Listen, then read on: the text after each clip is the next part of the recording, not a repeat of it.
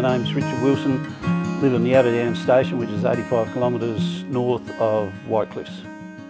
Quite a few years ago, a fella called Hugh Pringle started some programs here with the LLS called EMU programs, Ecological Management Understanding, and we started doing some work with him initially with that. It's progressed with a whole range of different things to help rehydrate the rangeland, and this program was to look at finer details of how we could improve it all. The Perennial Pastures Resilient Rangelands project is a future drought funded project. It is a project focused on getting perennial pastures back into the system and restoring those landscapes that over decades have been heavily grazed. Prolonged droughts have led to limited perennial pastures in that system, so looking at really drought proofing the landscapes and getting those perennials back in.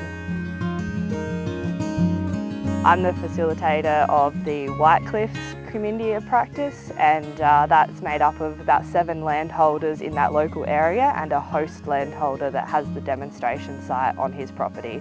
This group has a wide range of knowledge. The landholders in the Whitecliffs group have trialled many different practices themselves, so it's their knowledge brought together with the experts in the project team that have decided on what we're trialling at Outer Downs.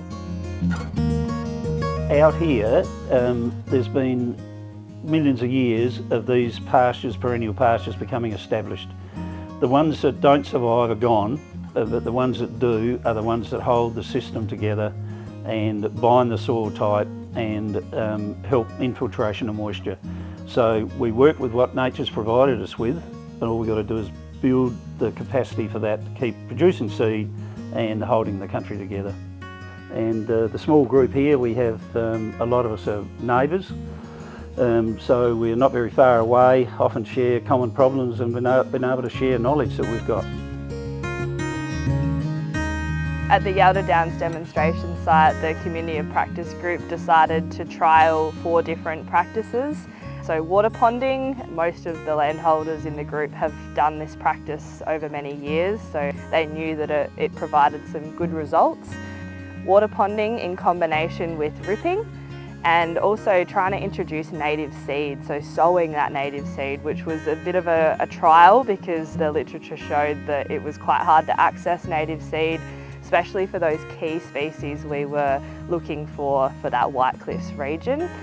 And also we looked at grazing management, so put up grazing exclosures to look at the impact of grazing. We'd also already done a bit of work out there and seen that success where the site is. And there was another big area alongside, and I thought, well, this would be a perfect thing to see what we started 3 or 4 years ago as that develops, and then start afresh and perhaps try a few variations in it.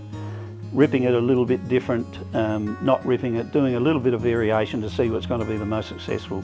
It was really trial and error because there's very little written out here about these perennial pastures and the best way to stimulate them and maintain them.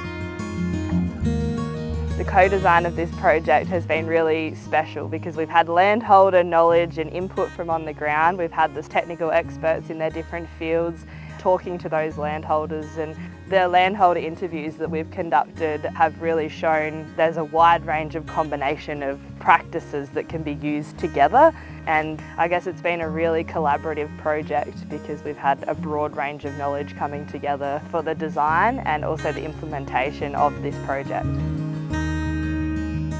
I think the whole thing's having a snowball effect, and that's what I like to see.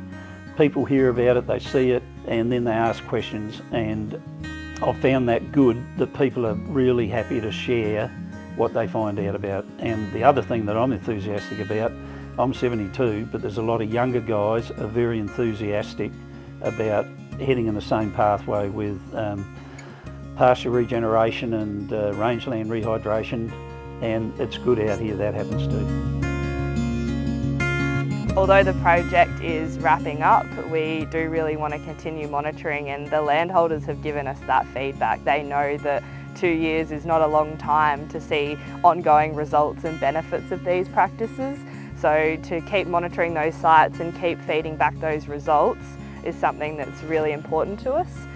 The community of practice is quite keen to keep going as a group and sharing that knowledge, both with the technical experts and also themselves. So that's a really exciting step into the future, I think, for the White Cliffs community of practice.